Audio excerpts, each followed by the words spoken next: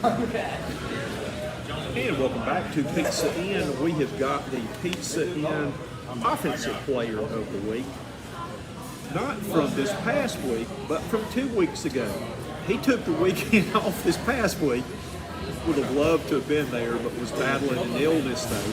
But he was faithfully watching our game broadcast. All right, critique me. How was the broadcast?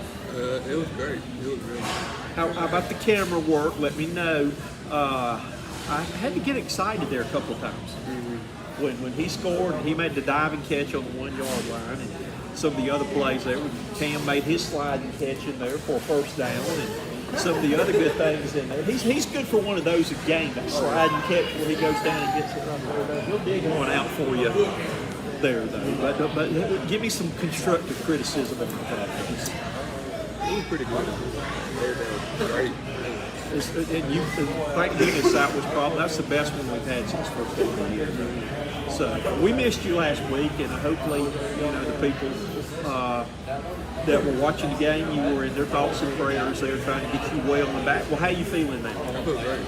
Okay, so you're ready to get back. You've had a weekend off, man. So, hey, you took last Friday night. You ought to be good. You ought to be at least worth 200 total yards this week. Oh yeah. So, all right, you had a big game for homecoming, and you told me that you were going to get a 300-yard game before the season was out. Well, you had a 200-plus that game right there, so you're close. You're close to getting there. But just talk about that and offense, though, and Coach Threadgill right here just talking about the offensive line. You've had some pretty good holes to run through this year. Tell me about your line a little bit. It is that's all I can say. That's really all I can say. Okay, and you got to count on these guys down here. Your receivers downfield blocking for you too. That they've got to, Braxton saying, right there. I'm gonna tell you a funny story right here while Braxton's turned around. You know how we were giving him a hard time early in the year because Braxton had not scored any touchdowns. After he got that second touchdown at Robbinsville, he comes over the sidelines, and I look down there, and he looks at me and holds up two gesture. And we both started laughing then, though. But he was not going to let me forget he had 2 touchdowns on the night. Now, I didn't get any kind of, thing when he got the diving catch on the 1. He didn't give me that, but he signaled me to let me know that he had 2 on the night there. So, those guys are downfield blocking for you too, though. So, you're having a good season right now. I think you've got over 500 yards rushing. You're averaging 7 or 8 yards a carry last time we looked at it. But just talk a little bit about this stretch run coming up right now, man. You got 3 out of your next 4 games at home. But if there is a murderous row on the schedule, there are no picnics left the rest of the year. All teams will be tough to beat. I feel like. Okay, all right. Well, what have you seen with Clinton? They fast. They real fast.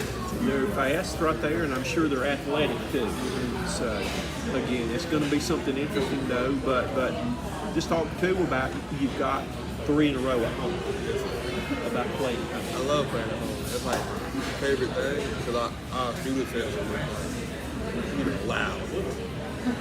Now, how hard was it for you, and how much did you miss not being on that trip last week? I was bored. You were bored? But it was, well, you were probably lucked up being on the bus right there too, with all them. But it's kind of weird because I was coming up the mountain, and you know how cars will flash you sometimes when there's a police car ahead to warn you. Well, I was coming around the mountain and I got flashed, and when I went all the way around the curve, there was a bus on the side. It was a charter bus. I said, I hope that's not one of the team buses, because it didn't have any markings. I know my team we went on cross-country tours. Free plug for y'all. I expect me checking them out. But it didn't have any markings. I said, well, maybe it's not. And then I got to the stadium, and it was the bus just like that was sitting. So that would not have been good. So, all right, we're going to get back now into some of the fun questions now. Now that you're healthy, we know you're back, you're ready to go. You've already promised me at least 200 total yards this week. Y'all heard it. We're going to hold it to him. We'll see him after the game, see if he lives up. All right, some of the fun questions right now. What was your favorite toy? Hot Wheel car. Did you have? I had a lot of them. I still got them. Do you? I used to have a lot of them too. I used to have the superchargers. They'd shoot them through and come back around. That's The sweet. loops and all that I enjoyed Still too. doing videos. Let's see. I don't know if did I ask you last I'm on time? my what you fifth do and is last have one. to play. All right, we can do that. Okay. What motivates you? What is your biggest motivation? I just wake up and want to be better every day, man. Okay. Well, that's your motivation. You want to be better every day. So you do have one. Be the best. Okay. All right. What would be if you were a super character? What would be your superpower? Probably to be super fast. You want to be super fast. All right. You just won the lottery. You got a lottery ticket. You just won a bunch of money. What's the first thing you buy? All right. Hey, I don't blame you. I had a Broome player one time tell me he would buy an island. Second thing he'd buy was a boat to get there. So he better figure that out. Save enough money to buy the boat. Who has had the greatest influence on your career? Probably my mom, for sure. Okay, so moms are special. Yeah. My mom, unfortunately, she passed away a long time ago, but my mom was really special to me, and I miss her every day, but she was special. You weren't playing a sport at Broome right now, what would you be doing?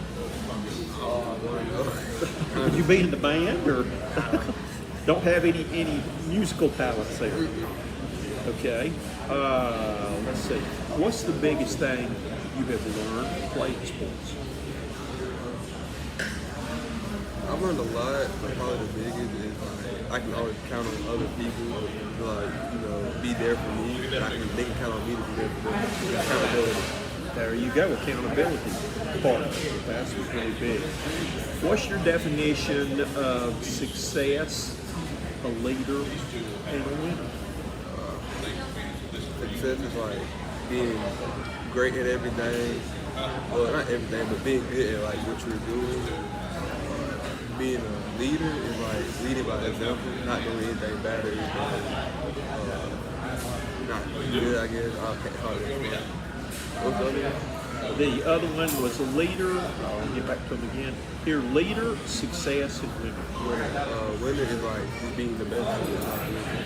Winning. And I hate, one thing I hate, and even when I was teaching PE at the younger level, I didn't even use them. But I hate that players are judged by scoreboards. Oh, yeah. Because, and I've told my team, and it's been hard to explain sometimes, that sometimes the teams that go out, well, if you go out and you do your best and you give it everything you got and you come off that field with no change in your pocket, then you're a winner, whatever the scoreboard says. But unfortunately, society puts a stupid scoreboard out there, and I hate that people say you're a winner just because maybe you score one more point, though, when really you may have played harder and given it more to the other team. So that's kind of tough. That's my pet peeve for sports. All right, we've already said that back here behind us, this little man is the Braxton Turner in 20 years. What are you going to be doing 20 years from now? Hopefully, just chilling in my house.